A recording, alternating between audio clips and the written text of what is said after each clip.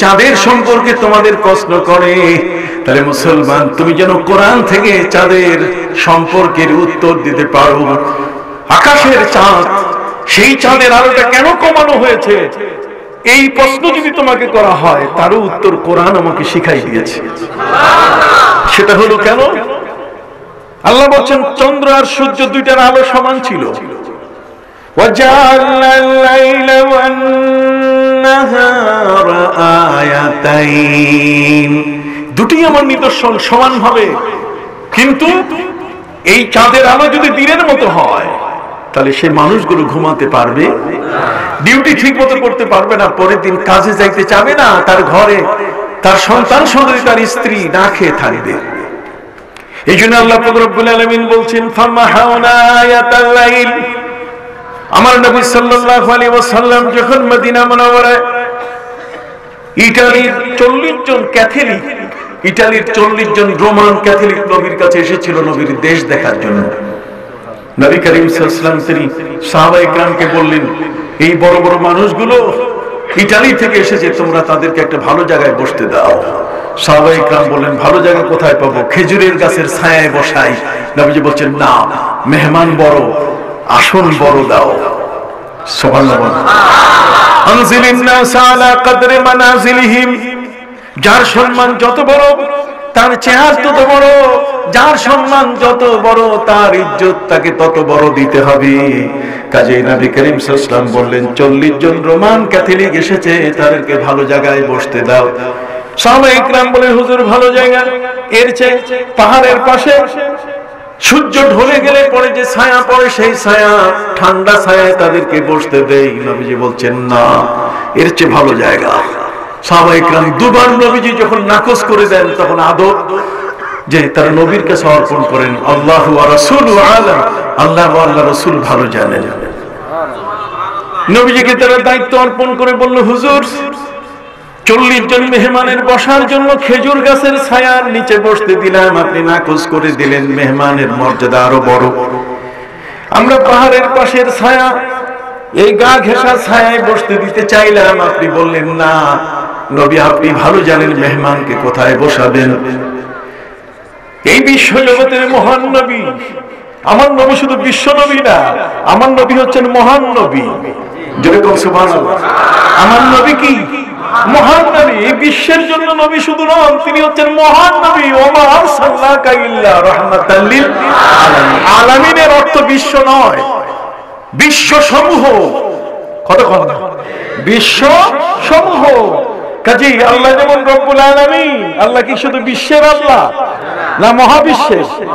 যে মহাবিশ্বের আল্লাহ, আল্লাহ সেই মহাবিশ্বের রহমত আমার কি নবীজি। সুবহানাল্লাহ বলে। এই দুই আলামিনের মধ্যে কোনো অর্থগত পার্থক্য নাই। আলহামদুলিল্লাহি রাব্বিল আলামিন, এখানে সূরা ফাতিহার আল আলামিনের যে অর্থ, আর সূরা আম্বিয়ার ওয়া মা আরসালনাকা ইল্লা রাহমাতাল লিল আলামিন, এই দুই আলামিনের অর্থের মধ্যে কোনো পার্থক্য নাই। সুবহানাল্লাহ বলেন। কাজে আমার নবী তিনি গ্রামের মেম্বার সাহেব হয়ে আসেন নাই। আমার নবী তিনি একটা এলাকার ইউনিয়ন পরিষদের চেয়ারম্যান হয়ে আসেন নাই, তিনি একটা এলাকার এমপি হয়ে আসেন নাই।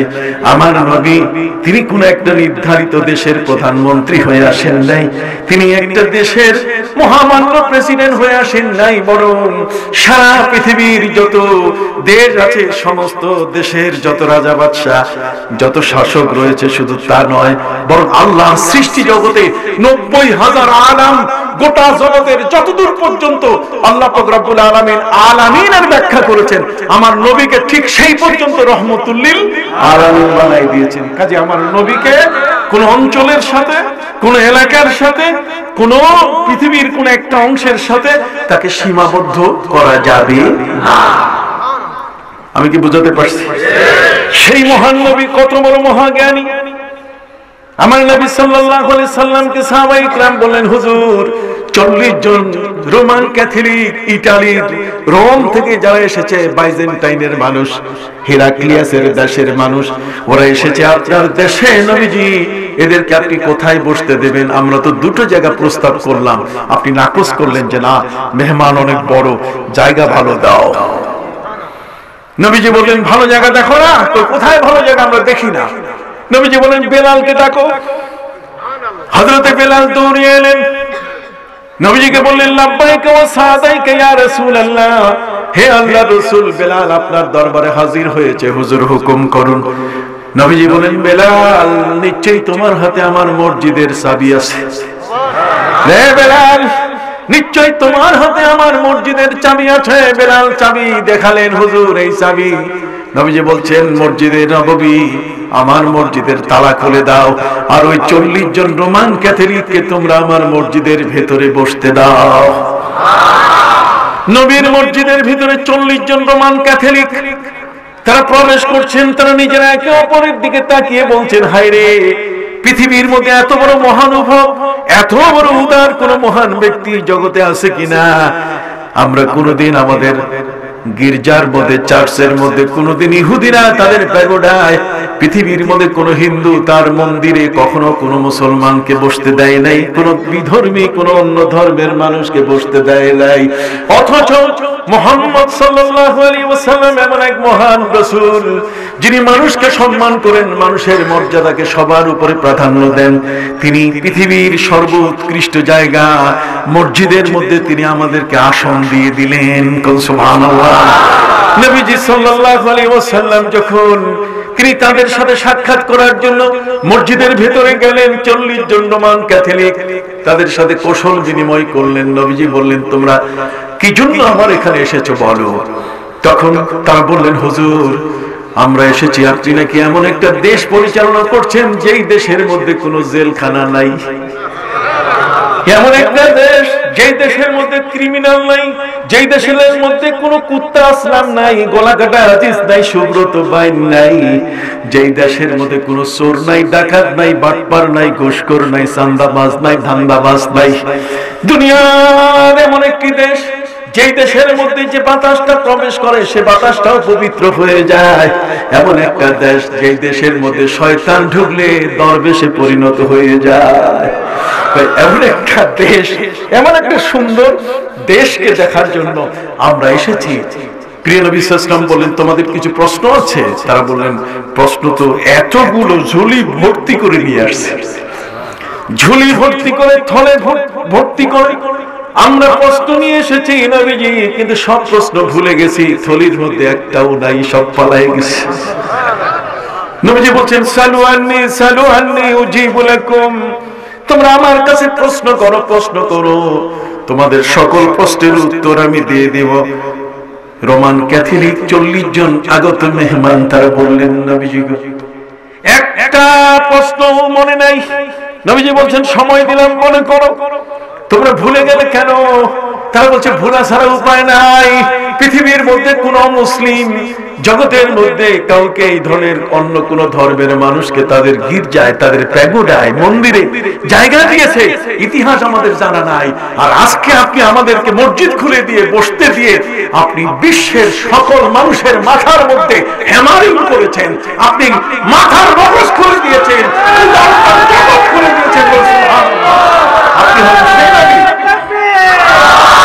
আপনি হলেন সেই নবী।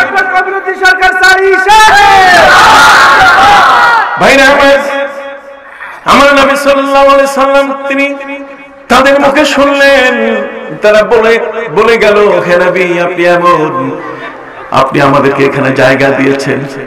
অল্পক্ষণ পরে হযরত বেলাল যোহরের আযান দেওয়া শুরু করছে।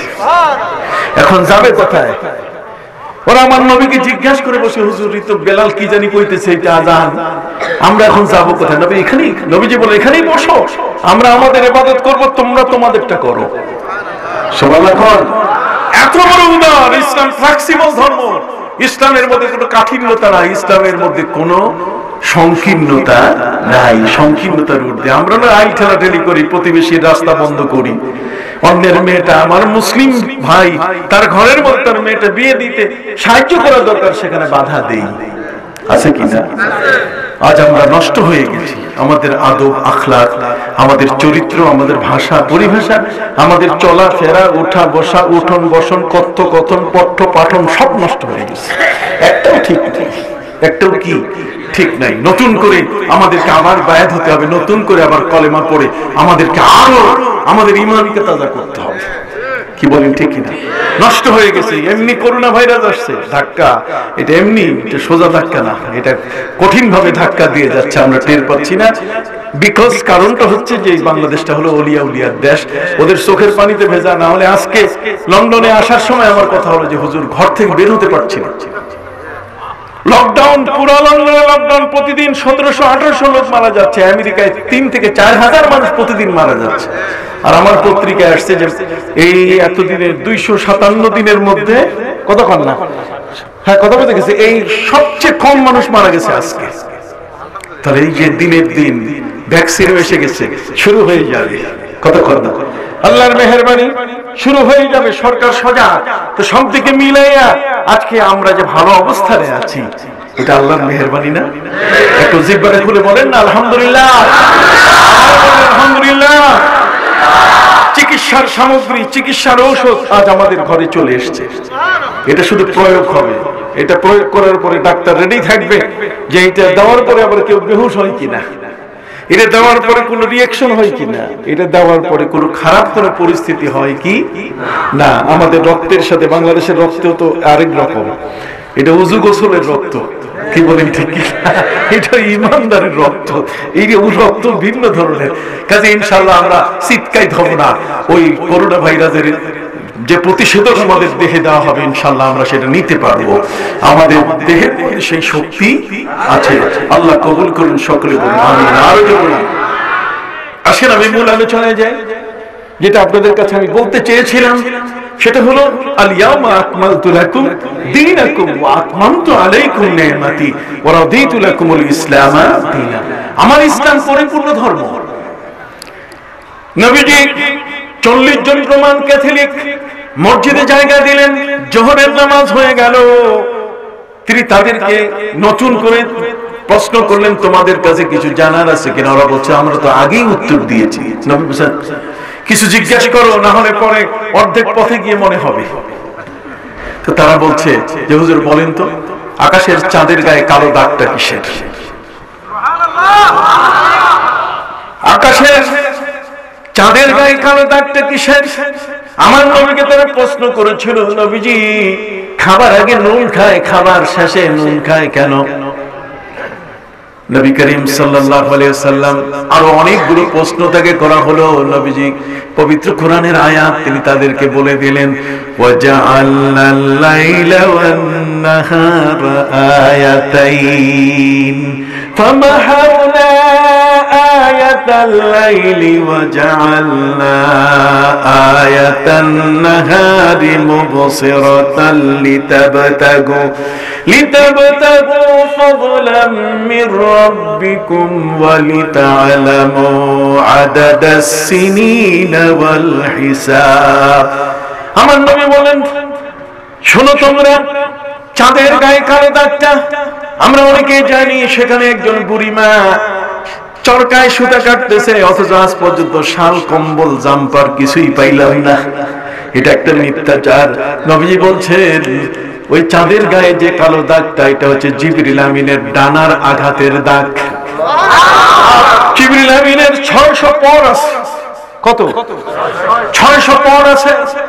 প্লেনের মধ্যে যখন প্লেনের পাখা যখন ঘুরে, তখন DC-10 10 মিনিটে তেতুলিয়া থেকে টেকনাফ পর্যন্ত নিয়ে যায়।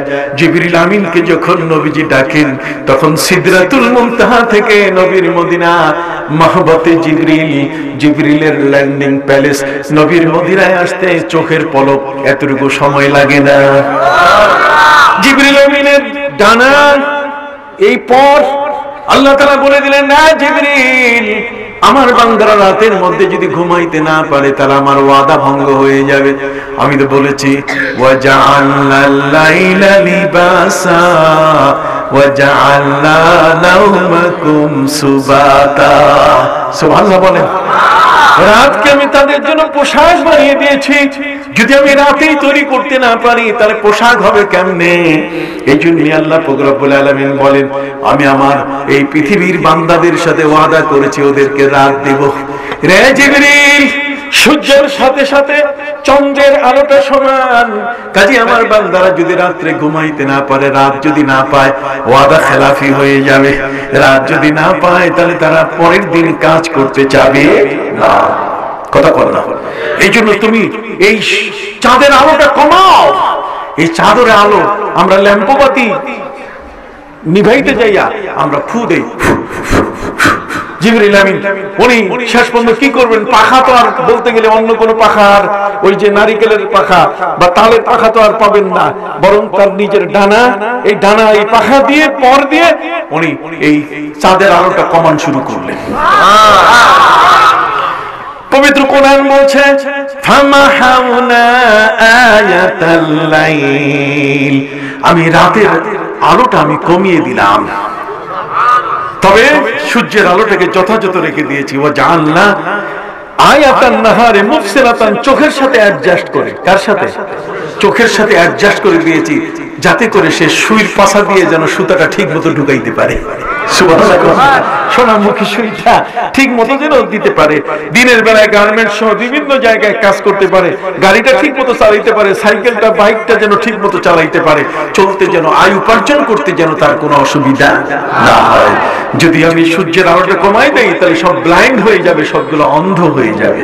কাজে আমার বান্দা যেন অন্ধ না হয়, এই জন্য সূর্যের আলোটা তাদের জন্য আমি অ্যাডজাস্ট করে দিয়েছি। সম্মানিত সুধী, এমন এক ধর্ম যে ধর্ম আমার চোখের আলোর কথা বলে দিচ্ছে, এমন এক ধর্ম যে আমার চাঁদের আলো কমিয়ে দেওয়ার তথ্য দিচ্ছে। কথা বল না। এমন এক ধর্ম যে ধর্ম পৃথিবীর মধ্যে এমন কোনো অপূর্ণতা রাখে নাই। 13 মাসে বলেন 11 মাসে বছর পৃথিবীতে কোন দেশের মধ্যে নাই। সারা পৃথিবী আপনি সার্চ করে দেখেন, কোথাও আপনি খুঁজে পাবেন না। অতএব 12 মাসে বছর। নবীজি আল্লাহর কাছে বললেন যে আল্লাহ 12 মাসে বছর হবে ঠিক, কিন্তু মাসের গণনা একটা মাস হবে কয় দিনে? 40 দিন না 50 দিন না 100 দিনে একটা মাস হবে। আল্লাহ বললেন নবী আপনার জন্য মাস দিয়ে দিচ্ছি। আর সেই মাসের জন্য আল্লাহ তাআলা চাঁদকে দিয়ে দিলেন। তিনি বলে দিয়ে দিলেন ওয়ায়াসআলুনাকা আনিল আহিল্লা قل هي مواقيت للناس والحج। হে নবী, এই চাঁদের উদয়ন, চাঁদ কখনো উদিত হয় আবার কখনো অস্তমিত হয়ে যায়। চাঁদের অমাবস্যা এবং চাঁদের পূর্ণিমা, সুবহানাল্লাহ। চাঁদের অমাবস্যা, চাঁদের কি পূর্ণিমা কোরআনে আছে। কোনটা নাই কোরআনে? আমরা কোরআনের শিক্ষা গ্রহণ করছি না। কোরআনের মাদ্রাসার শিক্ষাটাকে মনে করছি মৌলভী সাহেবের শিক্ষা। কে বলে আমি তো খালি মৌলভী না, আমি তো মাদ্রাসা পড়া মানুষ। মাদ্রাসা পড়ে তো তারপর জেনারেল লাইনে পড়ছি, আগে মাদ্রাসা পড়ছি। কথা বল না। ওই যে চেয়ারম্যান সাহেব আমাকে আজকে উদ্বুদ্ধ করেছে, আমি তার বক্তব্য সত্যি আমি ওনাকে খুশি করার জন্য বলছি। সারা বাংলাদেশের চেয়ারম্যান গুলো যদি এরকম আলিম হইতো, কি বলেন ঠিক না? তাহলে দেশের মধ্যে আপনি দেখবেন আরো শান্তির নতুন নতুন দিগন্ত উন্মোচিত হতো, নতুন নতুন দিক খুলে যেত। কি বলেন ঠিক কিনা? শয়তানি, বান্দ্রামি, ইয়াবাখরি, মদ খাবে, জীবনে কোনোদিন সাহস পেত না। একেবারে ঠান্ডা করে দিতাম পুরা। কথা বুঝতে পারছেন? সরকার চেষ্টা করছে, কিন্তু পাশাপাশি ইসলাম বান্ধব সরকার, এতে কোনো সন্দেহ নাই। 560 মডেল মসজিদ করছেন আমাদের মাননীয় প্রধানমন্ত্রী। শুধু তাই নয়, বরং আরবি ইসলামী বিশ্ববিদ্যালয় দিয়ে দিয়েছেন, কওমি ভাইদেরকে মাস্টার্সের মান দিয়ে দিয়েছেন। কি বলেন ঠিক না? দিচ্ছে তো, নিতে হবে আমাদেরকে। কি করতে হবে? নিতে হবে। নিলেই আপনি পেয়ে যাবেন, না নিলে আপনাকে দেবে না। কথা বুঝতে পারছেন? সম্মানিত সুধী ভাইরা আমার, পবিত্র কোরআন মজিদে আল্লাহ পাক রব্বুল আলামিন তিনি আমাদেরকে বলে দিয়ে দিলেন চন্দ্র আর সূর্য। অতএব মাস গণনা হবে কি জানুয়ারি ফেব্রুয়ারি দিয়া না, মাস গণনা হবে চাঁদের হিসাব দিয়া। অতএব চাঁদের হিসাবে দেখা যাবে পূর্ণিমার অমাবস্যা এটা হতে কখনো হবে 29 দিন আর কখনো হবে কি 30 দিন। ইসলামের হিসাবে 28 দিনও মাস হবে না, আর 31 দিনও কি মাস হবে না। নবী পেয়ে গেলেন 12 মাসের হিসাব চলে আসলো 354 দিন। কত? 300।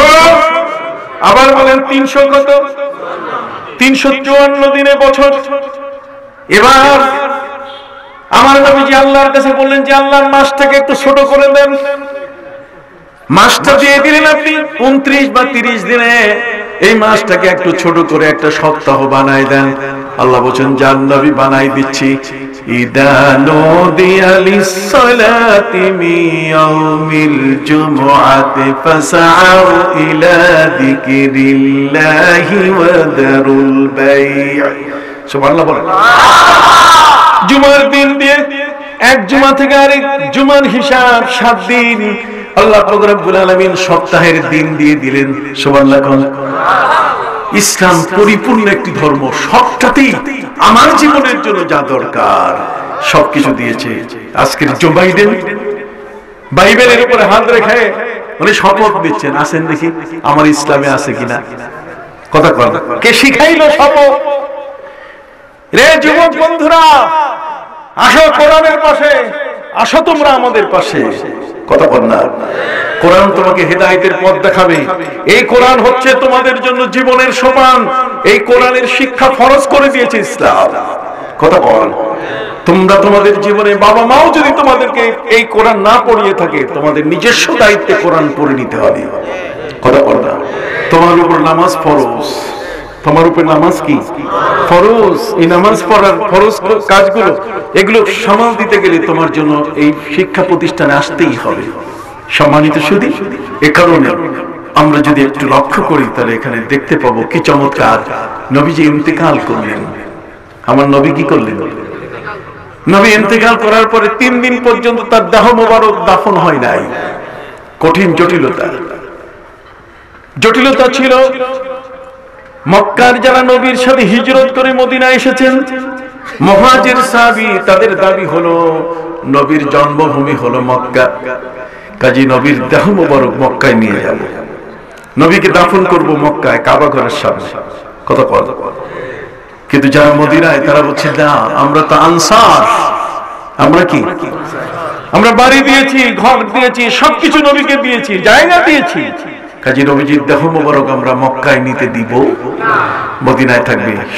শুরু হয়ে গেল কাশমাকাশ, শুরু হয়ে গেল মুনাফাসা, পারস্পরিক দ্বন্দ্ব।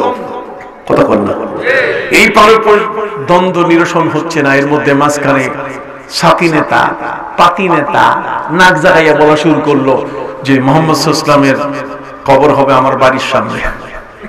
কতক্ষণ আছে না নেতারা? জটিলতা আরো কঠিন আকার ধারণ করলো। 3 দিন পর্যন্ত নবীর দেহ মোবারক দাফন হচ্ছে না। মুসলিম জাহান 3 দিন পর্যন্ত কোনো শাসক নাই।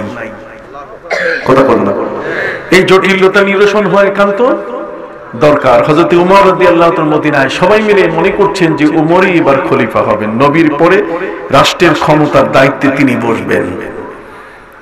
সাকিফা ইবনে সাইদা, এখনো আরবরা মদিনার মসজিদে নববীর পূর্ব এবং পশ্চিম পাশে সেখানে সাকিফা ইবনে সাইদা একটা বাগান আছে। ওই বাগানের মধ্যে গোত্র প্রধানরা সবাই বসে গেল। সবার মনে একটি খুঁতখুঁত যে নিশ্চয়ই উমর তিনি নবীর পরে ক্ষমতায় বসবেন, নবীর পরে তিনি আমাদেরকে এ ব্যাপারে তিনি চূড়ান্ত সিদ্ধান্ত দেবেন।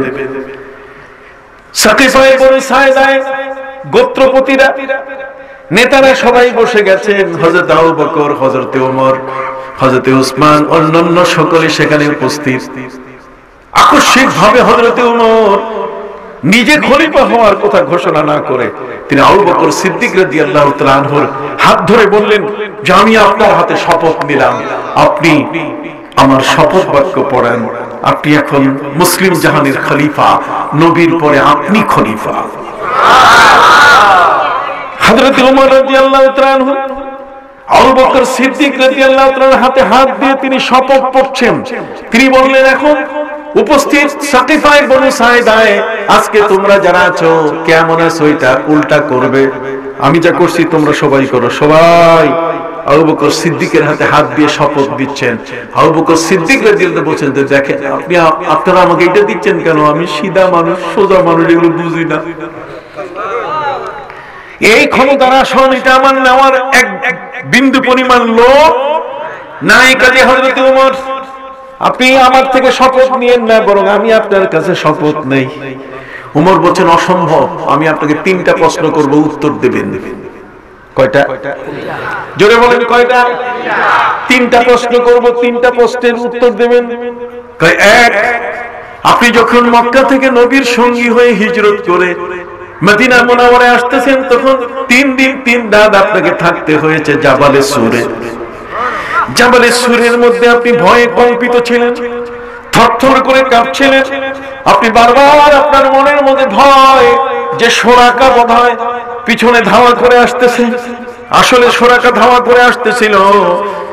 ওই মুহূর্তে আপনি নবীকে বলেছিলেন, নবী আমি ভয় পাচ্ছি, সুরাকা মক্কার কাফেররা আমাদেরকে ধরে ফেলবে।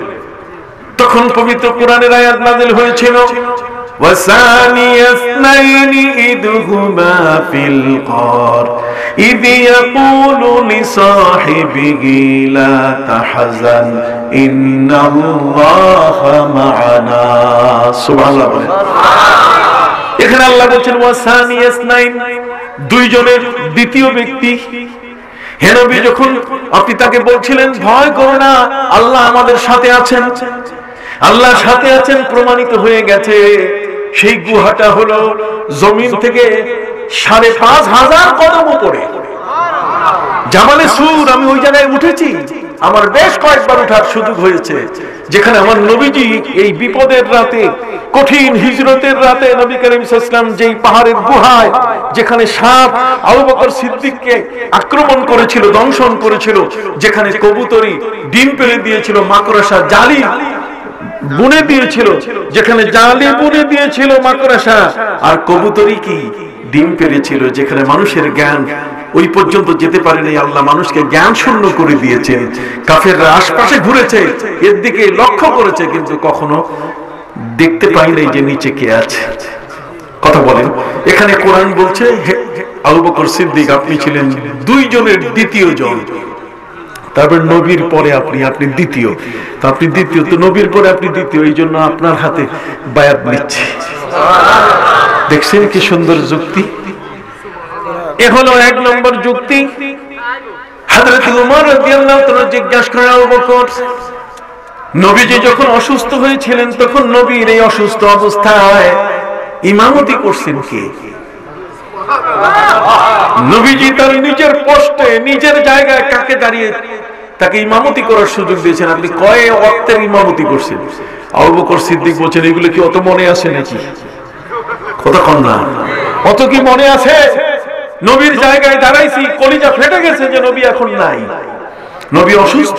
যে জায়গায় নবী ইমামতি করতেন দাঁড়িয়ে, সেই জায়গাটা শূন্য হয়ে যাচ্ছে, কলিজা ফেটে যাচ্ছে। আমি তখন গুনাহ শুরু করছি নাকি যে কয় ওয়াক্তের ইমামতি করলাম? হযরত ওমর রাদিয়াল্লাহু তাআলা বলেন, আমরা গুনছি ঠিকমতো। কয় কত? জানলার নবী সাল্লাল্লাহু আলাইহি ওয়াসাল্লাম অসুস্থ অবস্থায় আপনাকে 17 ওয়াক্তে নামাজের আপনাকে পড়ার সুযোগ করে দিয়েছেন, আপনি ইমামতি করেছেন 17 ওয়াক্ত নামাজে। তার নবীর জীবিত অবস্থায় নবী দেখাই দিয়ে গেছেন যে আমার পরে খলিফা কিন্তু আবু বকর। কয় তৃতীয় নম্বর বলবো? কয় তৃতীয় নম্বর হযরত ওমর বলেন, নবীজি বলে গেছেন, আল আইম্মাতু মিন কুরাইশিন, ইমাম হবে, খলিফা হবে কুরাইশ বংশ থেকে। হযরত ওমর বলেন, আমি কুরাইশি না। ওমর কিন্তু কুরাইশ বংশের না, আর আবু বকর হলেন কি কুরাইশ বংশের। এইজন্য হযরতে মা আয়েশা তিনি কিন্তু কুরাইশিয়া, কথা বুঝেন না, কুরাইশি। তিনি বলেছেন, নবী করিম সাল্লাল্লাহু আলাইহি ওয়াসাল্লাম যখন মক্কা জয় করেন, তখন তিনি মা আয়েশাকে বলছিলেন, ইয়া আয়েশা, লাউলা হিদসানু কওমিকি লাবানাইতুল কাবাতা আলা বিনাই ইব্রাহিম। রে আয়েশা, তোমার সম্প্রদায় কুরাইশ বংশের যদি আক্রমণের আমি আশঙ্কা না করতাম, তাহলে হাতিম কাবা ঘরের উত্তর দিকে যে গোল ধনুকের মতো একটা জায়গা আছে, এটা সহ আমি কাবা ঘর নির্মাণ করে দিতাম। কিন্তু আমি ফিতনা করতে চাই না, নবী ফিতনা থেকে দূরে থাকেন। আর এই যুগে কিছু আলেম কোথায় কোথায় ফিতনা করে, কথা বুঝতে পারছেন? ইসলাম ফিতনাকে কখনো পছন্দ করে না। আল ফিতনাতু আকবারু মিনাল কাতাল, আল ফিতনাতু আশাদ্দু মিনাল কাতাল। 2 ধরনের আয়াত আছে, কথা কোন না? কয় ধরনের আয়াত? 2 ধরনের আয়াত আছে। যাই হোক, সম্মানিত সুধী ভাইরা আমার, আবু বকর সিদ্দিক রাদিয়াল্লাহু তাআলা আনহু 3টি প্রশ্নের উত্তর দিতে গিয়ে তিনি বিপদে পড়ে গেলেন। আবু বকর সিদ্দিককে হযরত ওমর বললেন, এখন আপনি শপথ পড়ান আমাদেরকে, এই পৃথিবীর প্রথম শপথ। কথা বল না, পৃথিবীর কি প্রথম শপথ। এই যে আবু বকর সিদ্দিক কি পড়াচ্ছেন, শপথ, হাতে হাত রেখে শপথ পড়াচ্ছেন। এটাই ওই আমেরিকা ধার করে নিয়ে গেছে জো বাইডেন বাইবেলের উপরে হাত রেখে শপথ করতেছে। কথা বল।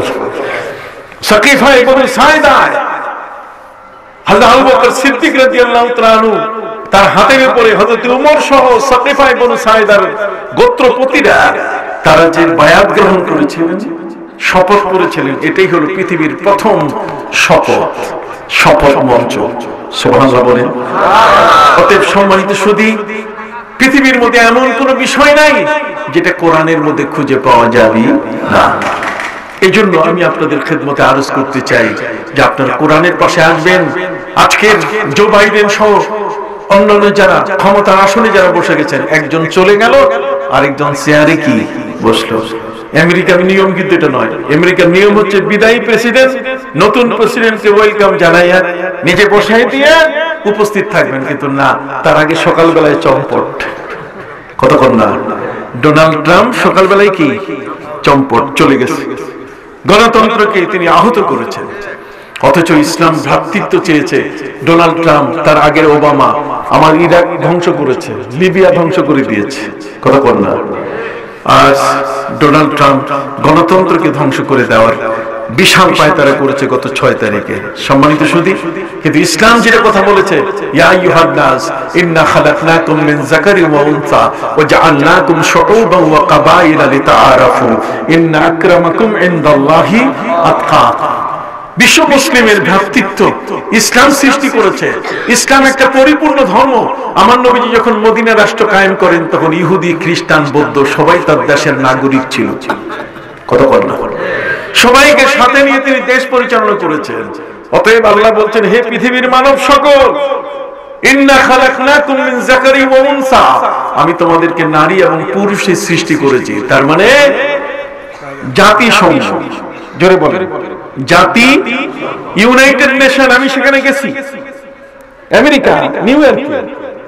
এই ইউনাইটেড নেশনের জাতিসংঘে সেখানে সাধারণ পরিষদের গেটে একটা মনীষার বাণী, বাণী চিরন্তন, একটা সুন্দর বাণী গেটের মধ্যে তারা সোনালী অক্ষরে লিখবে।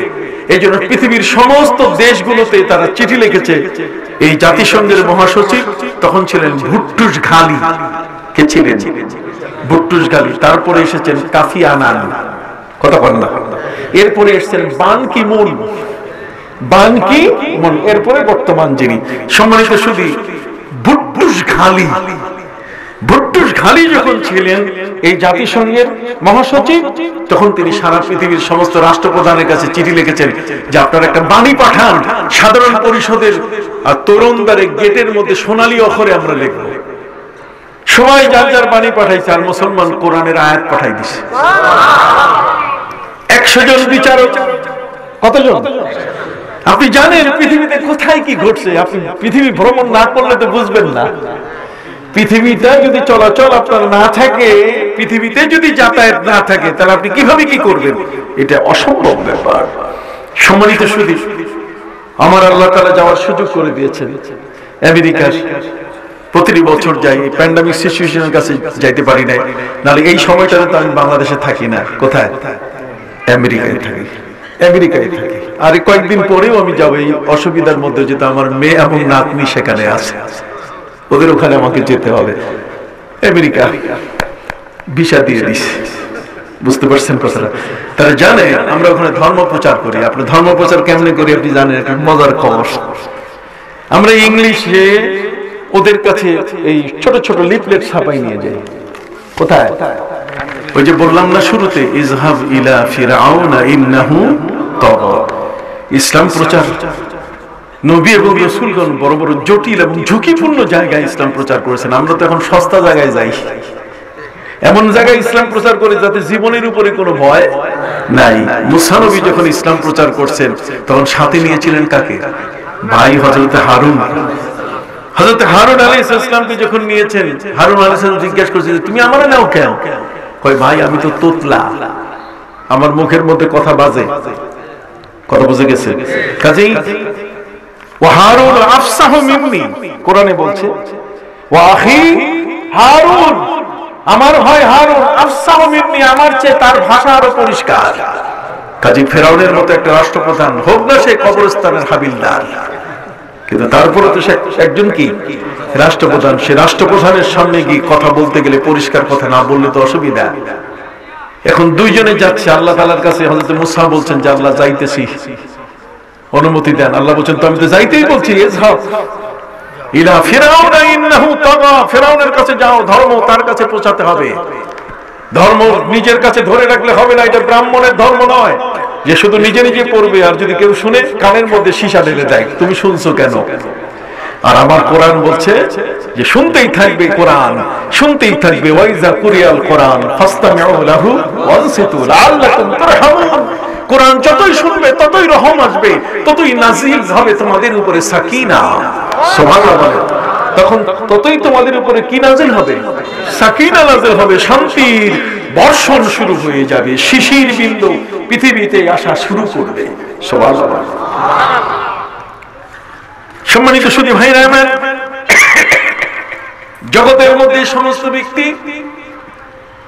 যাদের কাছে আমরা ইসলাম প্রচার করি, এই সমস্ত ব্যক্তির কাছে ইসলাম প্রচার করতে গিয়ে আমরা ইংলিশে লিফলেট ছাপাই নিয়ে যাই। আপনাদের কাছে এখন ওয়াজ করতেছি না, কথা বলেন, ওখানে কিন্তু ওয়াজ করি, তবে ওখানকার ওয়াজ হচ্ছে মসজিদ ভিত্তিক, তাদের মধ্যে বিভিন্ন সেন্টার ভিত্তিক ওয়াজ হয়। কিন্তু এছাড়াও ওটা ফ্রিডম, তার মানে স্বাধীন, যে কেউ ধর্মের আহ্বান করতে পারে। এই জন্য আমরা ট্রেনগুলোর পাশে যাই। কোথায়? Train station. যেমন ইটালিতে যখন যাই, ইটালির সমস্ত শব্দের শেষে কিন্তু ও আছে, যেমন রেডিও, রেডিও, এই ওদের যত মার্কিনী ভাষা, তার মানে ইটালিয়ান যত ভাষা, প্রত্যেকটা শব্দের শেষে কি আছে? ও আছে। যেমন আমরা বলি টার্মিনাল, ওরা টার্মিনাল বলে না, ওরা টার্মিনো। কি বলে? স্টেশন। ওরা ইংরেজিতে কথা বলে না, ইংরেজি একেবারে বলতেই চায় না, ওদেরকে কিলাইলেও ইংরেজি বলবে না।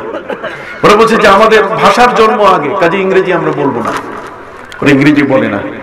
সম্মানিত সুধী, তো ওদের কাছে ইংল্যান্ডে, ইউরোপে, এদের কাছে যখন আমরা যাই তখন লিফলেট ছাপিয়ে আমরা ট্রেনের পাশে যাত্রীরা যখন নামে তখন তাদের কাছে আমরা বিতরণ করি। দেখেন, আজকে তো ওয়াজ মাহফিলে কথা বলছি, আর সেখানে গিয়ে তাদের কাছে লিফলেট বিতরণ করি। এভাবে ধর্ম প্রচার করছি আমরা।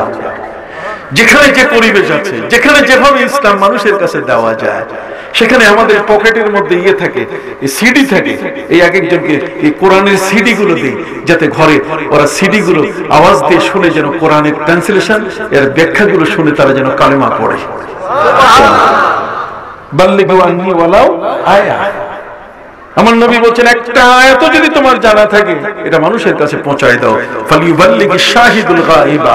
আজকে তোমরা যারা আমার কাছে বিদায়ী ভাষণ শুনলে এই হজের আরাফাতের ময়দানে, তোমরা অনাগত ভবিষ্যৎ পৃথিবীতে যারা আসে নাই, তোমরা তাদের কাছে আমার এই বাণীগুলো পৌঁছাবে। সুবহানাল্লাহ। ফালিউবাল্লিগিশ শাহিদুল গায়বা। অনাগত গায়েব যারা, এখন পৃথিবীতে যারা আসে নাই, ভবিষ্যৎ প্রজন্ম, তাদের কাছে তোমরা ইসলামের বাণীগুলো পৌঁছাবে।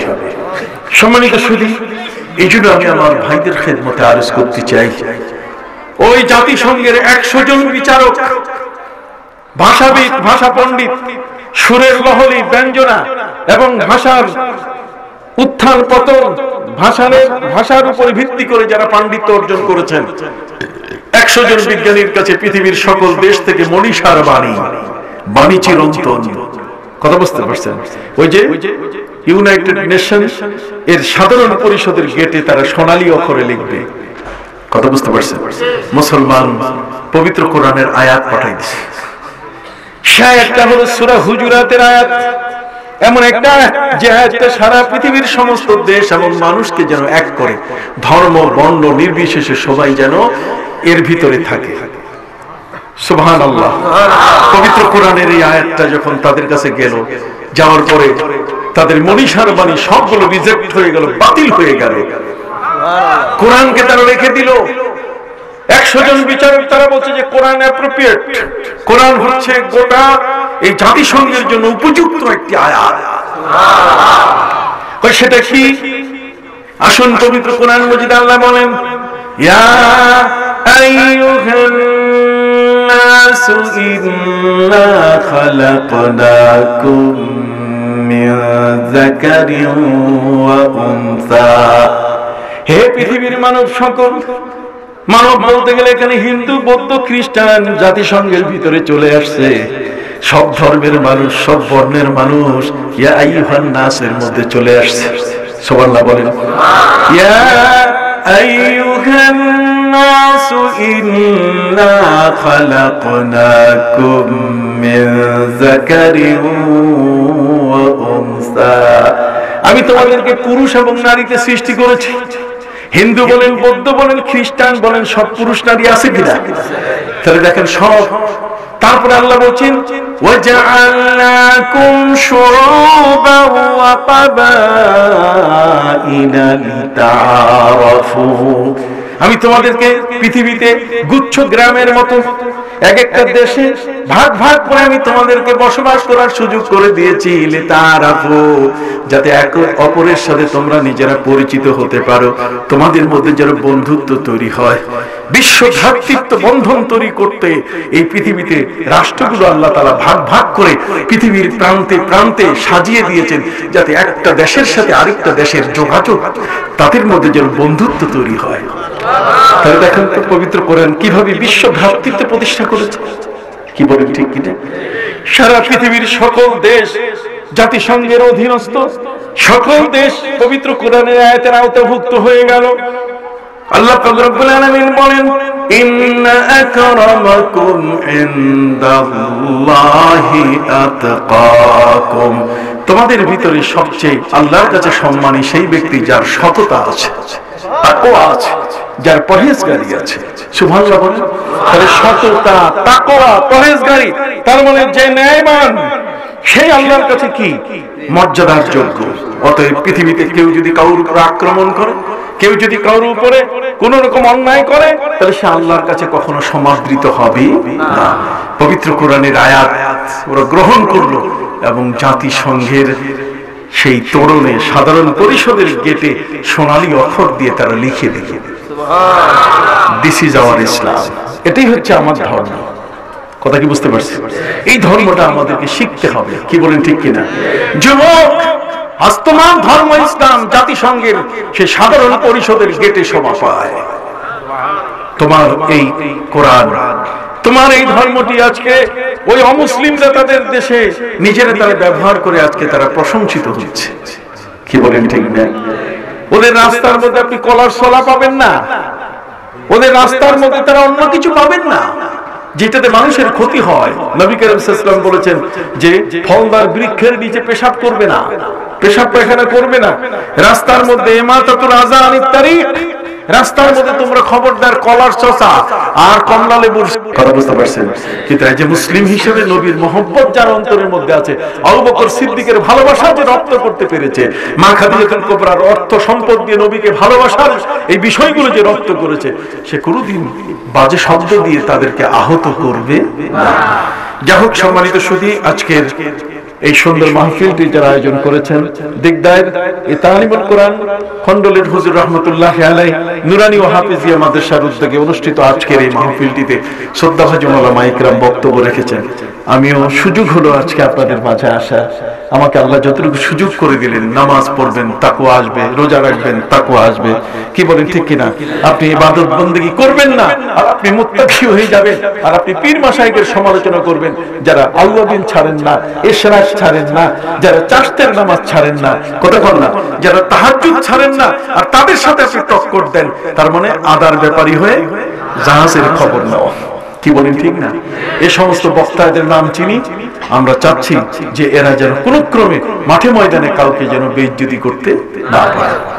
আপনারা নিজেও জানেন যে মাননীয় প্রধানমন্ত্রী জননেত্রী শেখ হাসিনা আমাকে তিনি এই ইসলামিক ফাউন্ডেশনের গভর্নরের মতো একটা বিশাল পদ তিনি আমাকে দিয়েছেন। সারা বাংলাদেশে এখন সব আলেম ওলামা আজকে আল্লাহর মেহেরবানি তারা আমার সাথে বিশাল একটা যোগাযোগ। কি কওমি বলেন, কি আউলিয়া মানে আলিয়া বলেন, অন্য যাই বলেন না কেন, আজকে দারুল আরকাম, স্বতন্ত্র ইবতেদায়ী মাদ্রাসা বলেন, সবটাই তো সরকারের। কি বলেন, ঠিক কিনা? 80,000 মসজিদে মক্তবে, সেখানে প্রতিদিন সকালবেলায় বাচ্চাদের পড়া হচ্ছে গণশিক্ষা, প্রাক প্রাথমিক, কথা বুঝতে পারছেন, সহজ কোরআন শিক্ষার ব্যবস্থা। এরপরে আমরা এইভাবে যদি ইসলামের বিষয়গুলো আমরা যদি লক্ষ্য করি, মাননীয় প্রধানমন্ত্রীর জন্য আমাদের দোয়া করতে হয়। এরপরে ভ্যাকসিনও আনার ব্যবস্থা করে দিয়েছেন, কি বলেন ঠিক কিনা? সমালোচনা থাকবে, সমালোচনা করার মানুষ কার নাই? আল্লাহরও সমালোচনা করার লোক আছে, কি বলেন ঠিক না? তবে এই কথা অত্যন্ত খুশির যে তিনি আমাকে আজকের একটি সুন্দর পদে খেদমত করার একটি সুযোগ করে দিয়েছেন। আপনারা দোয়া করবেন আমি যেন দেশের মুখ উজ্জ্বল করতে পারি, আমি যেন পবিত্র কোরআন এবং সুন্নাহর আলোকে লেখা যে বইগুলো আছে এগুলো অনুবাদ করে যেন আপনাদের কাছে পৌঁছাবার ব্যবস্থা করি, কথা বুঝতে পারছেন? এবং সারা দেশে মানুষ যেন উপকৃত হয় এমন শিক্ষা এবং জ্ঞানগুলো যেন বিতরণ করার আল্লাহ সুযোগ করে দেন সকল গ্রামে। এখানে একজন প্রশ্ন করেছেন, তাজুল ইসলাম মজুমদার, নবী কিসের তৈরি, মাটির না নূরের? আমার ব্যক্তিগত যেটা আকীদা বিশ্বাস, আমি বিশ্বাস করি নবী নূরের তৈরি। কিসের তৈরি? মাটির তৈরির কথা, নবীর যে মাটিটা সেটা নূরের মাটি, কথা বলছে, মাটিটাও কি নূরের মাটি। তো নূরের মাটি হলে নূর তো তার ভিতরে আছে, আপনি খালি মাটি বলবেন কেন? হ্যাঁ, অনেকেই এ নিয়ে নানা প্রশ্ন করে, আপনি নবীকে নিয়ে প্রশ্ন করবেন এত কেন, কি দরকারটা, নূরের না মাটির? এই প্রসঙ্গটা কি বাদ দেওয়া যায় না? আমার ব্যক্তিগত প্রস্তাব, কথা বুঝতে পারছেন? এগুলোতে আমরা না গিয়ে আমরা নবী করিম সাল্লাল্লাহু আলাইহি ওয়াসাল্লাম যে আদর্শগুলো আমাদেরকে দিয়ে গেছেন, কি বলেন ঠিক কিনা, আমরা সেই আদর্শ আমরা প্রতিবেশীকে ঠকাচ্ছি কিনা, আমরা বেচা কিনা হালাল হারাম বুঝতেছি কিনা, এগুলো নিয়ে আমরা একটু আগাই না। এগুলো আমাদের সাবজেক্টে আসার দরকার নাই তো। আমি ব্যক্তিগতভাবে পছন্দ করি যেগুলোতে সংঘর্ষ হয়, যেগুলোতে পারস্পরিক কি হয়, দ্বন্দ্ব হয়, সেগুলো এড়িয়ে চলাটাই তো আমাদের কাজ। আমরা শান্তি চাই, ভাই ভাই ওয়াকুনু ইবাদাল্লাহি ইখওয়ানা, আল্লাহর সকল বান্দা মিলে আমরা ভাই ভাই হয়ে থাকতে চাই। কাজে এগুলো সরাই দিয়ে, এগুলোর তর্কটাকে শেষ করে দিয়ে আমরা তো একত্রিত হতে পারি, পারি কিনা? মিলাদ ভেদাভেদ না, বেদাত, ও এটা ভ দিয়ে লিখছে, কয় মিলাদ ভেদাত না হালাল, সঠিক।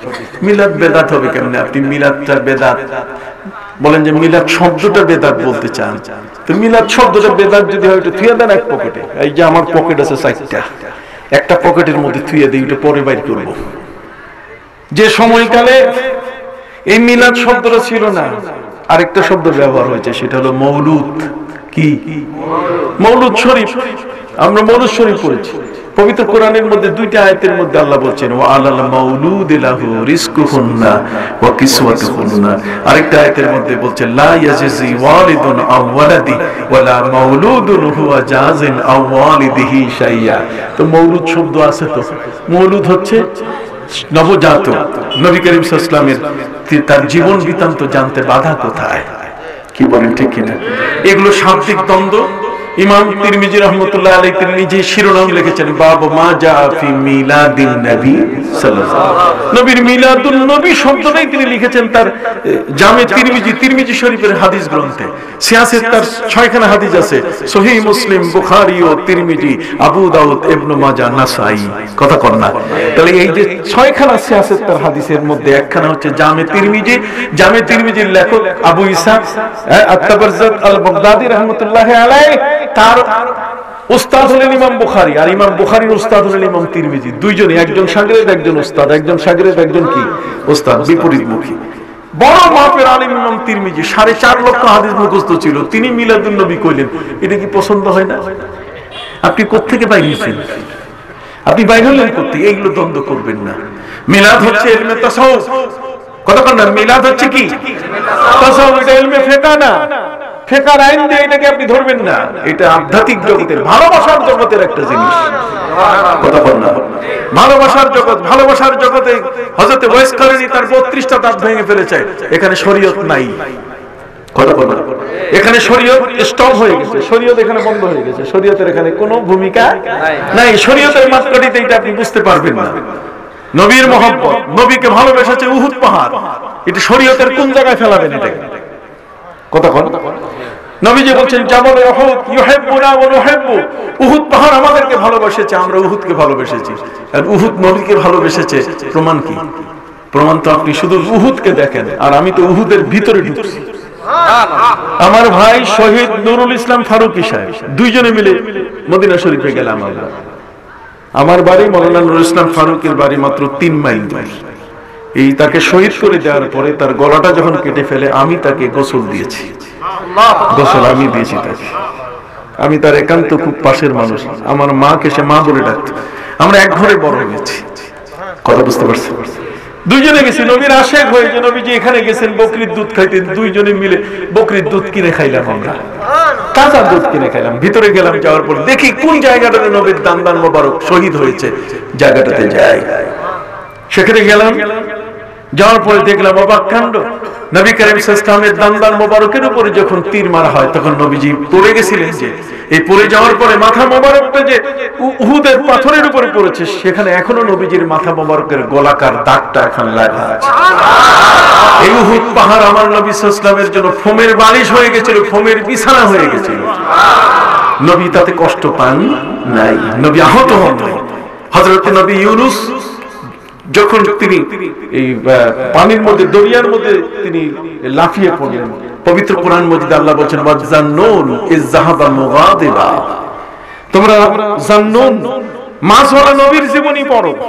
কার মাছওয়ালা নবীকে? ইউনূস নবী। কোরআন বলছে ওয়াজান্নুন ইয যাহাবা মুগাদিবা, যখন তিনি গোসা হইয়া নিজের এলাকা ছেড়ে চলে যাচ্ছিলেন, গিয়ে নৌকায় উঠলেন। কত কাণ্ড! নৌকার মাঝি নৌকা সামনে নিতে পারে? হাত তুলে তিনি বললেন আমি সেই অপরাধী, পলাতক গোলাম। মাঝি বলছে পলাতক গোলাম আপনি হতে পারেন না, আপনার শরীর দাহ সবকিছুতেই প্রমাণ করছে আপনি একজন ভদ্র মানুষ। আপনি কেমনে আসছেন, আপনি বলছেন কিভাবে? কয় না, কয় তাহলে লটারি করেন। লটারি করে বারবার তার নাম আসছে। উনি বলেন তোমাদেরকে আর ভেজালে ফালাবো না, যাত্রীরা বিরক্ত হয়ে যাচ্ছে, কাজেই তোমরা নৌকা চালায় যাও, আর আমি আমার অতিরিক্ত পোশাক খুলে এখন আমি দরিয়ার মধ্যে লাফিয়ে পড়বো। আমি গ্রামে ফিরবো না, আমি চলে যাব ওই গ্রামে, কারণ ওরা আমাকে ভয় দেখিয়েছে, আমার জীবনের উপর আক্রমণ করবে, কাজে আমার জীবন রক্ষা করার দায়িত্ব আমার। কিন্তু আল্লাহর কাছে অনুমতি নেওয়া দরকার ছিল, এই জন্য আল্লাহ মাইন্ড করছেন, আল্লাহ মনে কিছু নিয়েছেন। আল্লাহ বলছেন হাসানাতুল আবরার, তার মানে নবীর হাদিসের কথা, হাসানাতুল আবরার সাইয়্যাতুল মুকাররাবিন। কাজে এখানে তার উচিত ছিল অনুমতি নেওয়া, না নিলেও তেমন কিছু আপত্তির ছিল, কিন্তু মাইন্ড করছেন আল্লাহ যে আমার নবী ইউনূস, তুমি আমার কাছেই তো তুমি বলবে। যে জায়গাটিতে হযরত ইউনূস নবী লাভ দিয়েছেন সেটা আমি দেখে আসছি, তার জন্মস্থান আমি দেখে আসছি। যে গ্রামের জন্য নবী হয়ে এসেছেন সেই গ্রামটার নাম হলো নাইনুয়া। নাম কি? নাইনুয়া। নাইনুয়া গ্রাম, আমি সেখানে গেছি, সেখানটা পর্যন্ত ভিজিট করে আসছি। আমি ভিজিট করে আসছি। পৃথিবীর বিভিন্ন দেশ ঘোরার সুযোগ করে দিয়েছি, এটা না হলে ঈমান মজবুত হয় না। যে দরিয়ার মধ্যে তিনি লাফিয়ে পড়েছিলেন সে দরিয়া দেখেছি। দরিয়ার মধ্যে যখন তিনি লাফায় পড়তেছেন, লাফায় পড়ার সাথে সাথে একজন নবী নৌকার মাথার উপর থেকে যদি হাই জাম্প লং জাম্প দিয়ে যদি পানির উপর লাফায় পড়ে, তাহলে পানির বাড়ি খায় না মানুষ? কি আঘাত খায় না?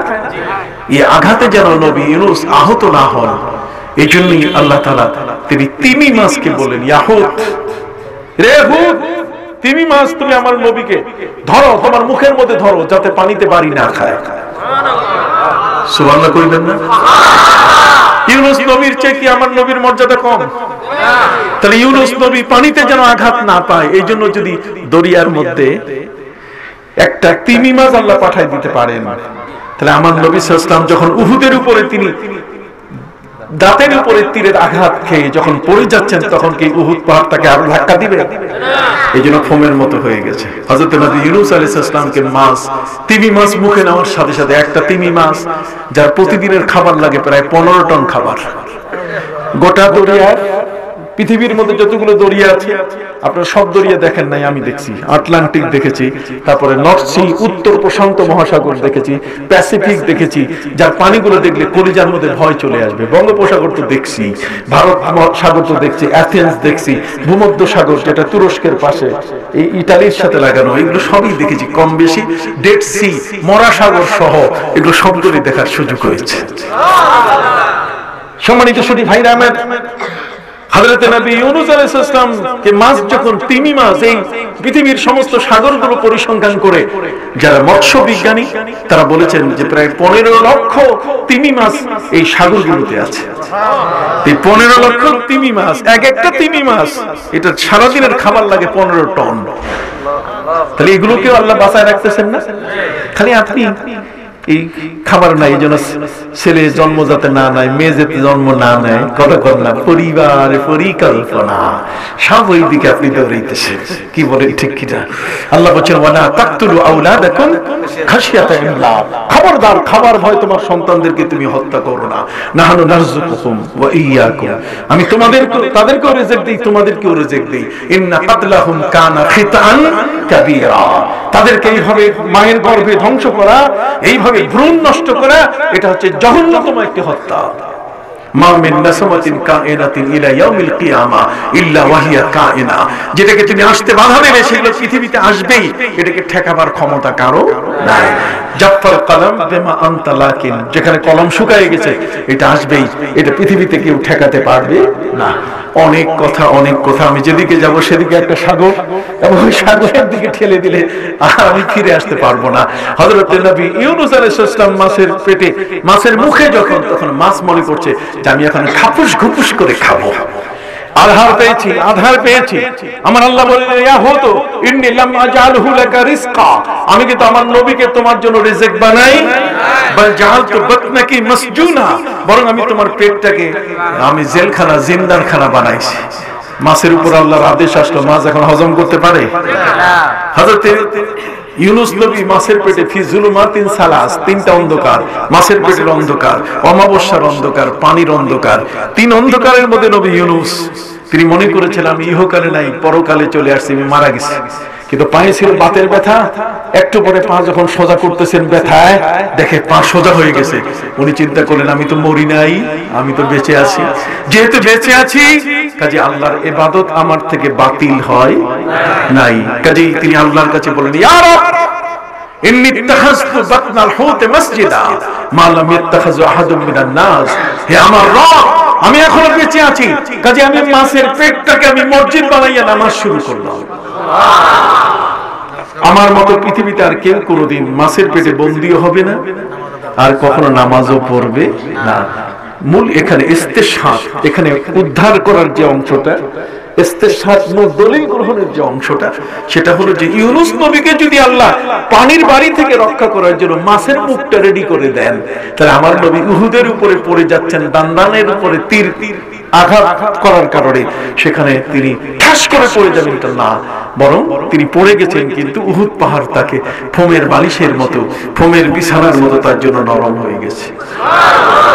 তো কাজেই সম্মানিত সুধী, কাজেই প্রিয় নবী সাল্লাল্লাহু আলাইহি ওয়াসাল্লামের প্রতি মহব্বত, ভালোবাসা, এটাকে আপনি শরীয়তের কোন মানদণ্ডে মাপবেন? উস্তুনে হান্নানা, একটা গাছের পুরান ডাল, সেটা তো নবীকে ভালোবেসেছে। কি বলেন ঠিক কিনা? নবীর সামনে কেঁদে উঠেছে। হান্নানা মানে কি? হান্নানা মানে কান্দা। হানিম, হানিম শব্দের অর্থ হচ্ছে কোন উষ্ট্রি যদি তার বাচ্চা হারায় ফেলে, মা যেমন করুণ স্বরে কান্দে, এই উস্তুরে হান্নানা, এই গাছের ডালটা ঠিক এমনি কেঁদে উঠেছিল। নবীজি তাকে ধরে নিজের কোলে নিয়ে বলছেন কি চাও? আমি আপনার সঙ্গী হয়ে জান্নাতে যেতে চাই। নবী বলছেন আফালু কাজা ইনশাআল্লাহ, ইনশাআল্লাহ আমি তোমার এই আশাটি পূরণ করব। এই মহব্বতটাকে আপনি কোন পাল্লায় মাপবেন? শরীয়তের কোন মানদণ্ডে এটাকে আপনি মাপবেন? তো কাজে সব জায়গায় শরীয়ত তালাত করা যাবে না, মাঝে মধ্যে মারিফতেও ঢুকতে হবে। কি বলেন ঠিক কিনা? আল্লাহ আপনাদেরকে ভালো রাখুন, সুস্থ রাখুন। আজকে আমার এই পর্যন্ত। ওয়াহাযা মা ইনদি ওয়াল ইলমু ইনদাল্লাহ। আল্লাহ যেন কবুল করেন, সকল বলেন আমিন। আপনারা সকলেই জানেন আমি শর্ষিনা দরবারের একজন গোলাম, একজন খাদেম মানুষ। শর্ষিনা দরবারের সাথে আমার সম্পর্ক, আপনারা সেখানে যাবেন। আমার অনেকগুলো বই লেখা, 113 মাসলায় বিভ্রান্তির সমাধান, শবে বরাত, নবীজির রওজা জিয়ারত ইত্যাদি বিষয় আপনি ইচ্ছে করলে আমার খাদেমের কাছ থেকে নিতে পারেন। আর আজকে